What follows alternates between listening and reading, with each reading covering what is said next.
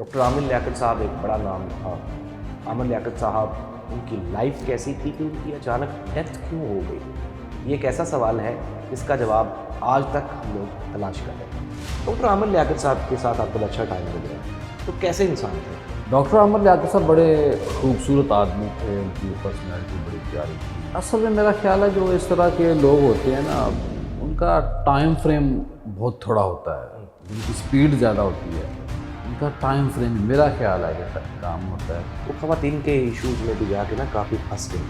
नाज़रीन, ये जो टीवी पे नज़र आने वाले बड़े बड़े चेहरे हैं, बड़े बड़े नाम हैं, इनके बारे में काफ़ी सारे सवालात आपके ज़हनों में हमेशा रहते हैं।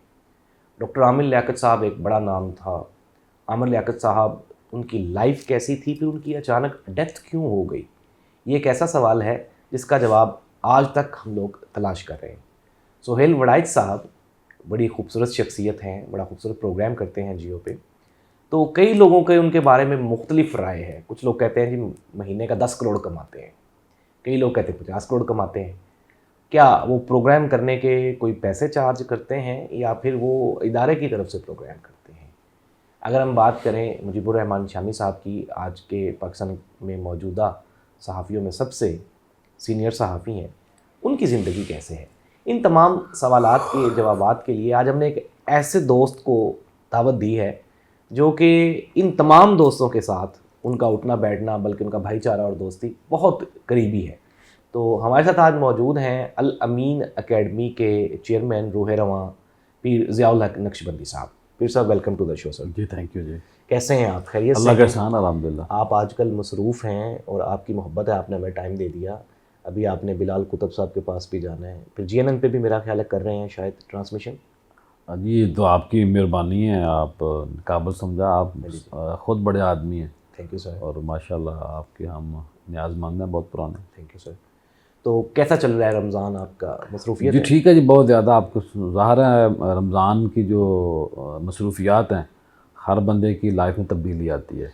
नाज़रीन, हम आपको बता दें कि पीर साहब यहाँ पे एक सेटअप चला रहे हैं अल अमीन एकेडमी के नाम से ना। ये अल अमीन CSS एकेडमी है, ये हमारे पीछे इनका डिस्प्ले भी लगा हुआ है। ये एक ऐसा कारनामा है, ये एक ऐसा प्रोजेक्ट है जो कि आम आदमी इसको सोच भी नहीं सकता।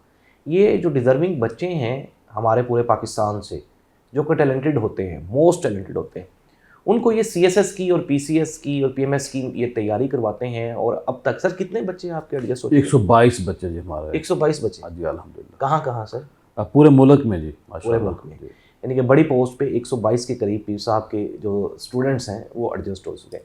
तो पीर साहब, हम ज़रा प्रोग्राम को थोड़ा सा लाइट कर लेते हैं। डॉक्टर आमिर लियाकत साहब के साथ आपका अच्छा टाइम गुजरा, तो कैसे इंसान थे? डॉक्टर आमिर लियाकत साहब बड़े खूबसूरत आदमी थे, उनकी पर्सनैलिटी बड़ी प्यारी थी, उनकी अदाएँ बड़ी प्यारी थीं। वो कई दफ़ा मैंने कहा है कि टीम से अपनी बहुत प्यार करते थे और टूट कर मोहब्बत करते थे। उनका ये मकसद था कि उनका ये कहना था कि जो मेरी टीम है ये मेरी फैमिली है। अब जिन लोगों से मैं उठता बैठता हूँ यही मेरा ख़ानदान है, यही मेरा फैमिली कल्चर जो जिसको हम कहते हैं। तो बड़े प्यारे आदमी थे, उन्होंने इस मुल्क को कौम के लिए बड़ा काम किया। एकदम से तब्दीलियाँ आई उनकी लाइफ में ना, माशाल्लाह। आलिम ऑनलाइन और एक नया ट्रेंड दिया उन्होंने रमज़ान ट्रांसमिशन को और हमारे मजहबी प्रोग्राम्स को।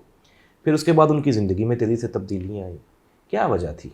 असल में मेरा ख्याल है जो इस तरह के लोग होते हैं ना, उनका टाइम फ्रेम बहुत थोड़ा होता है, जिनकी स्पीड ज़्यादा होती है, उनका टाइम फ्रेम मेरा ख्याल है कि काम होता है।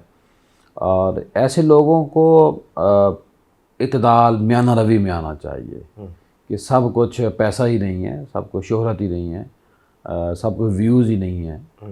असल बंदे की अपनी पर्सनल लाइफ होती है बिल्कुल सही। कि वो ख़ुद अपनी लाइफ में और उसकी फैमिली में उसका क्या मकाम मर्तबा है, क्या उसके बच्चे खुश हैं उसके, या वो ख़ुद अपनी जो ज़िंदगी है उस पर मुतमिन है।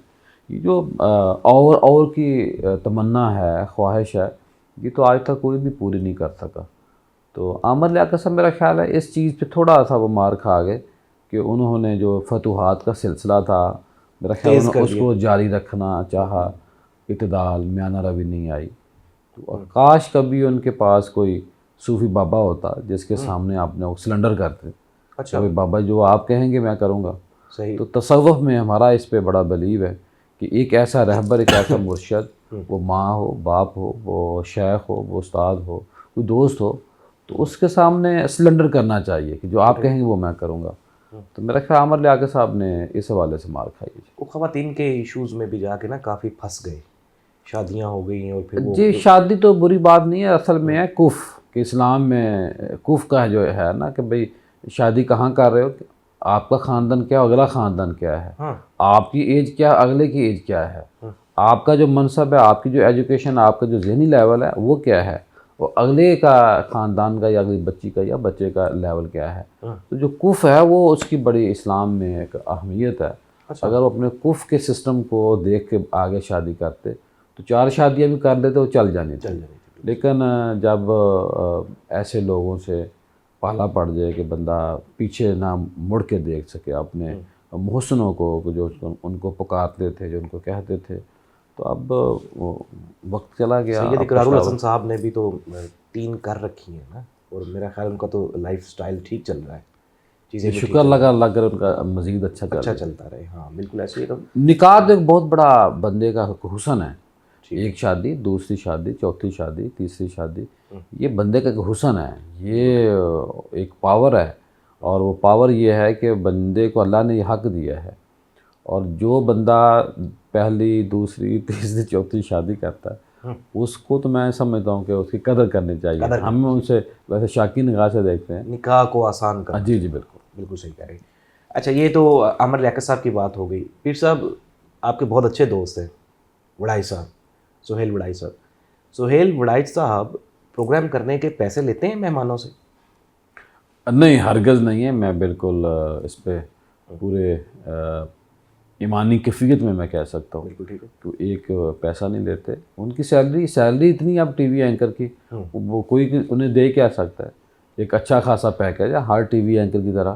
اور سہیل وڑائی صاحب تو ٹاپ 10 میں ان کا نام آتا ہے، ٹاپ 5 میں آپ نام لیں اس میں ان کا نام آتا ہے. سب سے زیادہ دیکھا جانے والا ان کا پروگرام ہے، سب سے بڑے ٹی وی پروگرام ہے، سب سے پرانا پروگرام ہے یہ. بالکل یعنی کہ 22 سال سے وہ مسلسل پروگرام کر رہے ہیں. تو یہ انہیں کوئی کچھ نہیں دے سکتا. اور ایسے جو لوگ ہوتے ہیں سہیل صاحب جیسے، ان کی کوئی قیمت نہیں لگا سکتا. ہم 25 سال کا ان سے ایک نیاز مندی والا تعلق ہے. وہ ایک سونا ہے، ہیرے ہیں. لوگوں کی پرسیپشن ہے نا، لوگ کہتے ہیں بڑے تحفے تحائف ملتے ہیں. وہ تو میں سمجھتا ہوں کہ یہاں تو لوگ اللہ کو نہیں مانتے. اچھا، یہاں تو لوگ اللہ کو نہیں مانتے. تو یہ لوگوں کا غلط کنسیپٹ ہے نا صحافیوں کے بارے میں، کہ یار ہمیں بھی کئی لوگ پوچھ لیتے ہیں جی کہ آپ کو فلاں بندے نے کیا دیا. میرا خیال ہے کہ 2% لوگ ہوتے ہیں، اس سے پورا جو ایک طبقہ ہے، جو ایک سسٹم ہے، جو ایک اس کو اوپر زیادہ آتی ہے. بری بات ہے. کچھ لوگ ایسے ان بھی لوگوں کو چاہیے کہ خوف خدا کریں، ایسا نہ کریں. بالکل صحیح کہہ رہے ہیں. مجیب الرحمان شامی صاحب ہمارے بھی استاد ہیں، آپ کے بھی دوست ہیں. شامی صاحب بہت بڑے خوبصورت آدمی ہیں. شامی صاحب دل کے کیسے ہیں؟ شامی صاحب دل، دماغ، روح سے ایک سمندر کی حیثیت رکھتے ہیں. وہ جتنے عمر کے اعتبار سے بڑے ہیں، اتنے ہی کردار کے حوالے سے وہ بڑے آدمی ہیں، اتنے ہی وہ سچائی کے حوالے سے بڑے آدمی ہیں. اور وہ جو کہتے ہیں نا کہ بڑا بندہ وہ ہے کہ جس کے سامنے چھوٹے لوگ بیٹھے ہوئے ہوں تو اگلے کے روب میں نہ آئیں، روب دبدبہ میں نہ آئیں. تو شامی صاحب کے پاس چھوٹے بھی بیٹھتے ہیں، بڑے بھی بیٹھتے ہیں. وہ ایک پاکستان کا ایک ہی نام ہے. یہ سہیل صاحب ہوں یا شامی صاحب ہوں، یہ اللہ پاک نے اس ملک کو سنگل بندے دیے ہیں. تو آپ دیکھیے کوئی دوسرا بندہ شامی صاحب جیسا نہیں ملتا، کوئی دوسرا بندہ سہیل وڑائی صاحب جیسا نہیں ملتا. تو یہ بہت پیارے لوگ ہیں. میاں صاحب کے بہت قریب ہیں، میاں نواز شریف دیکھیے ان کے پاس جب بھی آپ بیٹھیں تو یہ لوگوں کے کسی بچی کو لیپ ٹاپ لے کے دے رہے ہیں، کسی مریض کا خیال کر رہے ہیں. ابھی یہ 3-4 دن پہلے ہم نے فلیٹیز میں افطاری کی. اچھا جی. تو شامی صاحب جہاں شوز پہنتے ہیں مسجد فلیٹیز میں، وہیں بیٹھ کے کالیں آ رہی ہیں، لوگ کام کروا رہے ہیں، یار ایسے کر دو اس کو، یہ میں پیسے آپ کو بھیج دوں گا، اس کو آپ جانے دو. تو میں یہ سمجھتا ہوں کہ وہ ہر وقت ویلفیئر کے کام کرتے ہیں. اور اسی وجہ سے میں یہ بھی سمجھتا ہوں کہ ان کی جو صحت کے اندر برکت ہے، یہ لوگوں کی دعائیں ہیں ان کے ساتھ. بالکل صحیح. لوگوں کی پرسیپشن بھی ہے نا کہ میاں صاحب کے اور نون لیگ کے بہت قریب ہیں. نہیں، وہ ان کو یہ کچھ بھی نہیں ہے سیاسی جماعتیں. اچھا. اصل میں جو شامی صاحب ہے وہ شیخ عبد النبی نقشبندی، ایک شام 84 انڈیا میں بہت بڑی درگاہ ہے ان کی، خانقاہ ہے، نقشبندی سلسلے ان کا تعلق ہے. تو اصل جو ان کا تعلق اس درگاہ سے ہے. اچھا. وہ خاندان کے بڑے آدمی ہیں. وہ شامل ایک دن فرما رہے تھے کہ ہم بھی بزرگوں کی اولاد ہے، ہمیں بھی کوئی منع نہیں کرتا. تو اصل یہ کچھ بھی نہیں ہے، پیپل پارٹی، نون لیگ، تحریک انصاف، یہ کچھ بھی نہیں ہے. اصل ان کا وہ وہاں لنک ہے، ان بزرگوں کی نسبت سے اللہ پاک ان کے اوپر مہربان ہے. پھر سب پاکستان کا معاشرہ جو ہے نا وہ پولرائزیشن کی طرف جا رہا ہے. ایک دوسرے پہ الزام تراشی، عدم برداشت، یہ جو سیاسی لڑائی ہے اب تو خطوط بھی آنا شروع ہو گئے ججز کو. تو اس کا کیا آپ سلوشن دیکھتے ہیں؟ کیا کوئی ممکن ہے کہ حالات بہتر ہو سکتے ہیں یا کیسے ہو سکتے ہیں؟ اب دیکھنا حالات بھی یہ آ گئے ہیں کہ ڈر لگتا ہے خطوط کو بات کرتے ہوئے بھی کہ کہیں آپ کو بھی خط نہ کوئی آ جائے. آ جائے، بالکل صحیح کہتے ہیں. خط آ سکتے ہیں، لیکن اس میں تو یہ لمحہ فکری ہے میرا خیال ہے. یہ جو کر رہے ہیں شرارتیں ان کو سمجھنا چاہیے کہ ملک ایسے نہیں چلتے، ریاستیں ایسے نہیں چلتی، سوسائٹی ایسے ڈیولپ نہیں ہوتی. لوگوں کی جو ایک آزادی ہے اس کے اوپر قدغن نہیں. لیکن وہ اس کو ڈھونڈے گا کون؟ وہ ایک ریشم کے نام سے خطوط آئے ہیں، پھر آج شمشاد بی بی کے نام سے آئے ہیں. تو یہ ریشم اور شمشاد بی بی کو ڈھونڈ کے کون لائے گا؟ میرا خیال ہے آپ سے انہیں ہیلپ لینی چاہیے. مجھ سے تو آپ یعنی آپ اب یہ چاہ رہے ہیں کہ وہ توپوں کا رخ میری طرف کر رہے ہیں؟ ظاہر ہے آپ کے، میرا خیال ہے شمشاد اور ریشم کو میں تو آپ انہیں ریشم بھی دے دیں گے اور شمشاد بھی دے دیں گے.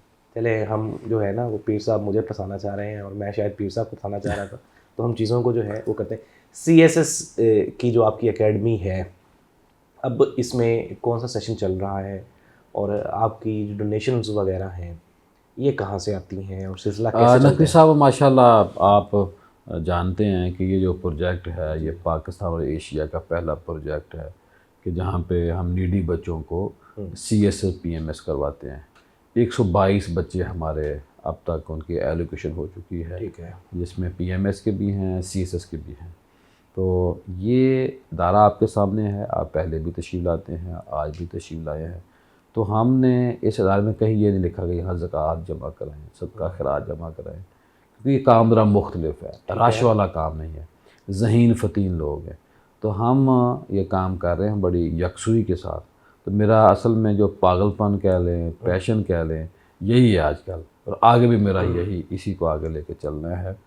تو یہ ایک ایسا کام ہے کہ جو بچے آج ننگے پاؤں آتے ہیں ہمارے پاس جب آتے ہیں ایک سوٹ کے علاوہ دوسرا سوٹ نہیں ہوتا، ہمیں ان کے گھر کے حالات کا پتہ ہوتا ہے. تو ہمارے پاس رہنے سے 122 لوگوں کو اعلیٰ عہدے، یعنی کہ وہ 17ویں اسکیل کا میرا بیوروکریسی کے اندر، ہمارے 2 بچے فارن آفس میں چلے گئے، 5 بچے ہماری ASP بن گئی، پیس میں ہمارے 10 بچے چلے گئے، پوسٹل میں، ریلوے میں، جتنے بھی وفاقی اور صوبائی محکمے ہیں.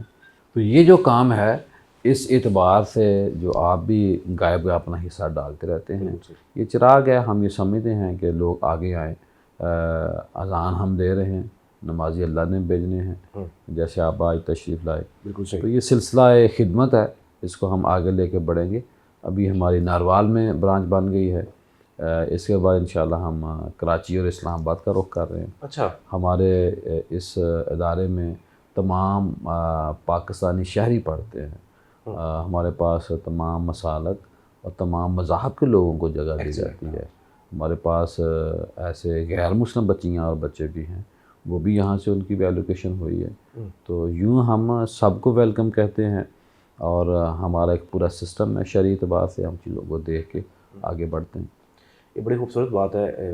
ویسے بھی نا اگر پھر صاحب ہم لوگ دیکھیں، ہندو بچے ہمارے پاس دیکھیں نا یہ چیزیں، مسیحی کرسچن ہیں، ان بچوں کی ایلوکیشن ہوئی ہے. قائد اعظم صاحب کا پاکستان تو یہی ہے نا جی. قائد اعظم کے پاکستان کو ہم یہ چاہتے ہیں کہ جب یہ بچوں کی ایلوکیشن ہو تو یہ جو اقبال کا خواب تھا جس کی تکمیل صوفیہ کرام کی قیادت میں قائد اعظم نے سر انجام دی، بالکل صحیح، اس کے ہم بنانے میں، نخار میں، اس کے استحکام میں اپنا رول پلے کر سکیں، تاکہ کوئی ضابطہ، کوئی آئین کے مطابق چلنے والے بھی افیسر ہوں.